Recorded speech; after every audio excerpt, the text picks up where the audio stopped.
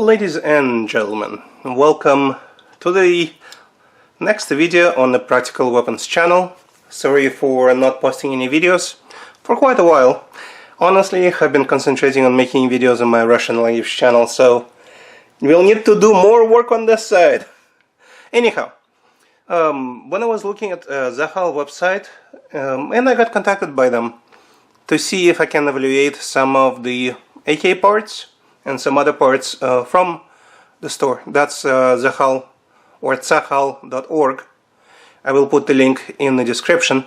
And they sent me a Picatinny cover for an AK, which is a new product from Fab Defense. The model is PDC AK. And I'm going to do a very quick comparison and installation of this particular model on one of my arsenal AKs. SLR 106, I think, is the closest one to me at this time, physically. I have several AKs. Me being from Russia, not having AKs is a sin that I'm not guilty of. Anyhow, so what you see in front of you is a TWS, or Texas Weapon Systems, Dog Leg second generation. I know they have a third one, I never got it, which is also a Picatinny top rail. And it's pip sight, which is an add-on product, but without it it's kind of pointless of having it. And the Fab Defense PDC, which is a very interesting device. Unlike the Dog Leg, which you have to remove the rear sight on an AK for this to install it. And then you're going to be limited to the pip sight that TWS sells with it. And by the way, you're also going to have to remove the recoil spring. I don't even know what this is called in English, to be honest with you. But it's a part of an AK. So you're replacing several parts of an AK with the proprietary parts.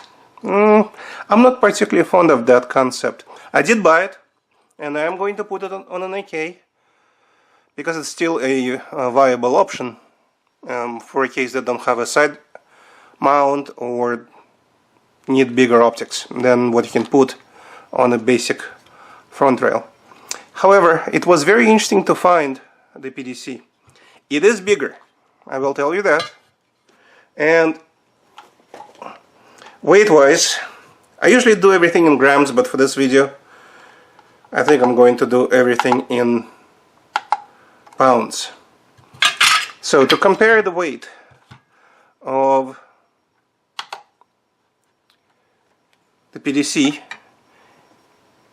it is basically 0.456 ounces, 200 grams, or 7.3 ounces.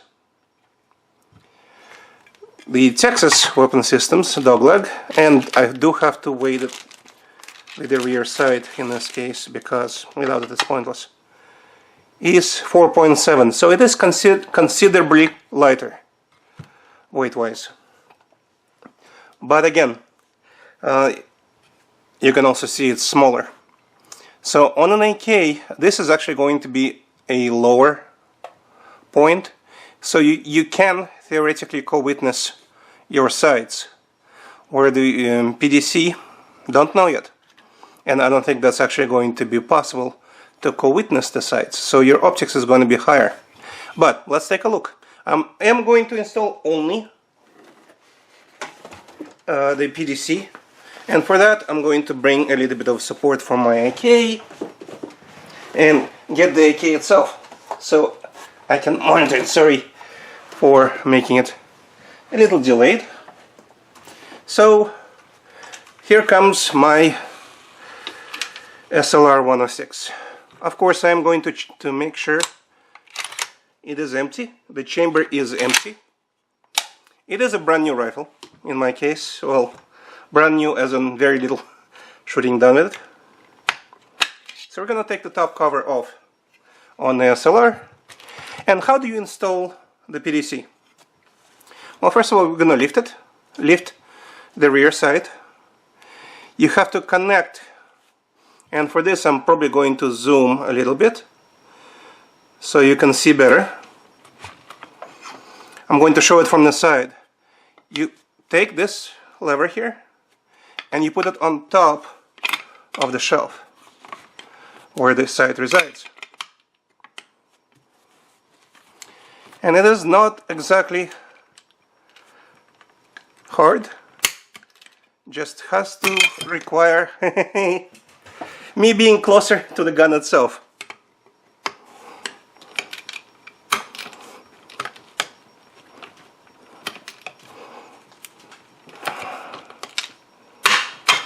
See, you can make a mistake on here. I have installed it before. See, you have to press a little bit to push it in.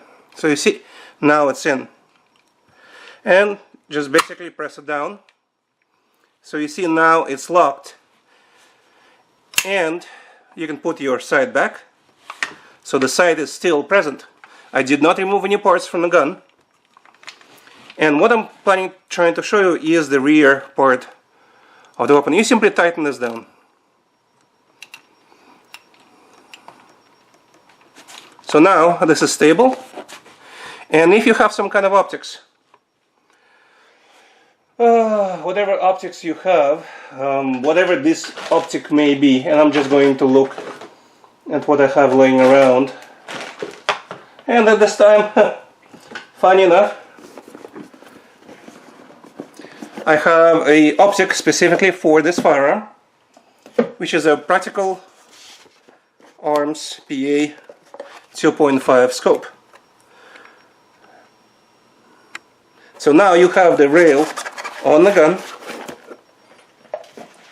and this thing is very tight, so I will tell you this in advance.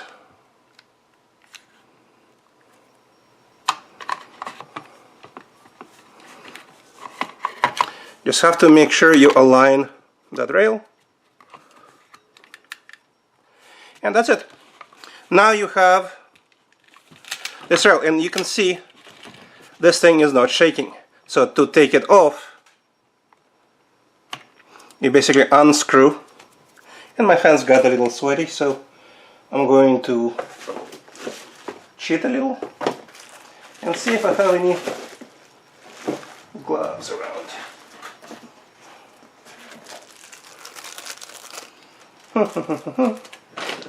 So taking it off is very easy.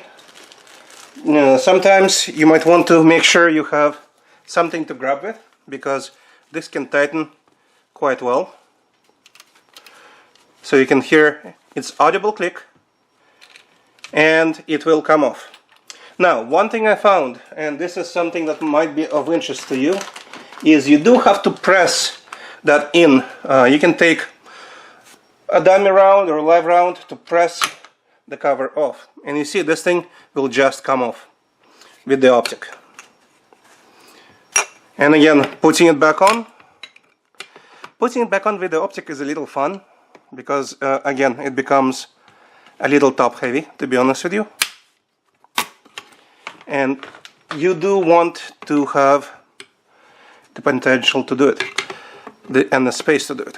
So make sure you press it so that it lifts up. Then you push it in, and you have to verify it got in there. Then lock it down. Very simple. I'm not going to bore you to death. It does make a very high position for the optic, but it stays on it quite well, so that if you were to take this becomes the mount. It's actually quite comfortable right now for me to check how it feels. Obviously, I won't see my irons, so there is no co-witnessing. Even if I put a red dot on it, I don't think there's going to be even a possibility of co-witnessing. But if I wanted to use it, just take this thing off, and my irons are still visible. So this is the kind of a short video I think somebody was asking about on the Tzahal YouTube channel, and I hope it answers your questions. One note, this is not a cheap piece of gear, so be prepared for that little detail. Other than that, I like it. Thank you much.